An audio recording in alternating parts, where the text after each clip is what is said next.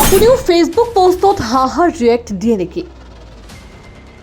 আপোনাৰ যদি হাহাৰ ৰিয়েক্ট দিয়াৰ বদ অভ্যাস আছে তেন্তে আজি ত্যাগ কৰক, অন্যথা আপোনাৰ বিপদ অনিবাৰ্য।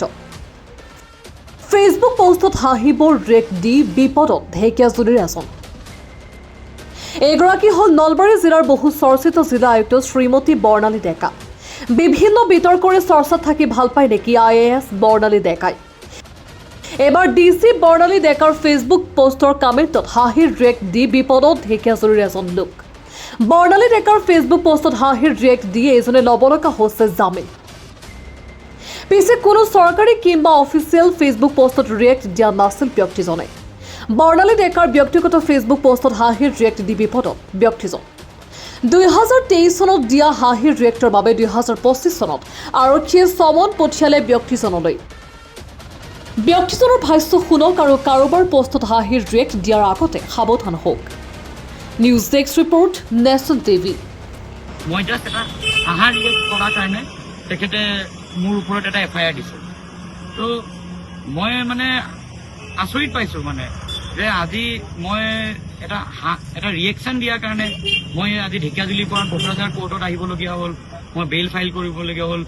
তো মানে নিজকে বহুত মানে এটা বহুত কিবা লাগিছে যে আজি DC এগৰাকীৰ কিমান কাম থাকিব পাৰে।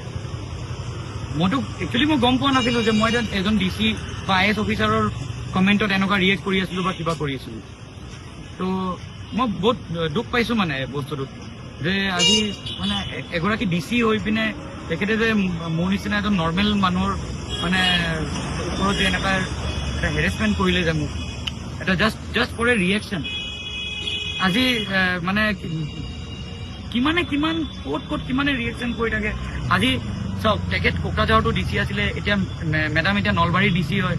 আজি এজন DCৰ ওচৰতো চবে ভাল কথা লৈ পেলাই নাযায়, কিমান অভিযোগ লৈ পেলাই যায়। তাৰমানে এতিয়া যদি কাইলৈ যদি তেখেতৰ ওচৰত কিমানে যদি বেয়া অভিযোগ লৈ পেলাই যায় বা কিবা লৈ পেলাই যায়, তেখেতে তেতিয়াহ'লে নৰ্মেল মানে আজি যদি মোৰ নিচিনা এজন নৰ্মেল পাব্লিকৰ লগত যদি এনেকুৱা কৰিছে, তো বেলেগ নৰ্মেল পাব্লিকৰ লগতো চাগে তেখেতে আৰু কিবা কিবি কৰি পেলাব পাৰে।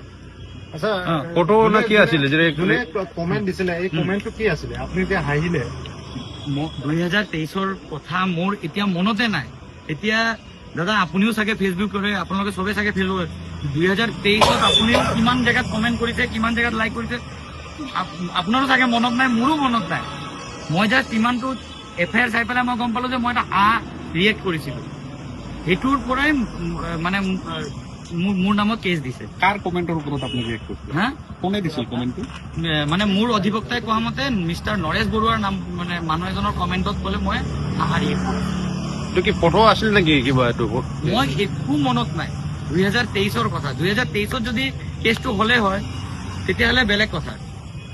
2023ত আৰু মই কমেণ্ট কৰাই নাই, কমেণ্টটো মই কৰা নাই। মই জাষ্ট বেলেগ এজনৰ কমেণ্টত মই ইমজি এটা দিছোঁ আৰু ইমজিও মই দিয়া নাই। মই জাষ্ট কমেণ্টত এই যে লাইক অপশ্যনত যে এটা আপোনাৰ আজিকালি যে ওলাই যে হাঁহা ৰিয়েক্ট, সেইটোৱে কৰিছোঁ মই। হাঁহাৰ কাৰণে আপুনি মই হাঁহাৰ কাৰণে আজি মই কোৰ্টত দৌৰিব লগা হ'ল। মই আজি হাঁহিছোঁ কাৰণে মই আজি ইমানখিনি হেৰেছমেণ্ট পালোঁ, তাকো এজন নৰ্মেল মানুহৰ পৰা নহয়, এজন DCৰ পৰা, who is a IAS officer, মানে ইমান ডাঙৰ মানুহৰ পৰা। হাঁহাই অপৰাধ হ'ল। মোৰ হাঁহাটোৱে আজি ডেটত মোৰ কাৰণে এটা অপৰাধ হ'ল। আৰু মই আজি হাঁহাৰ কাৰণে আজি মই ইমান কষ্ট পালোঁ, ইমান হেৰেছমেণ্ট পালোঁ। আজি মোৰ মা ঘৰত অকলে, মোৰ দেউতা ঢুকুৱাত আজি 5 বছৰ হৈ গ'ল। মোৰ মাৰ গা বেয়া থাকে। আজি আপুনি বেল পালে? আজি মই বেল পালোঁ।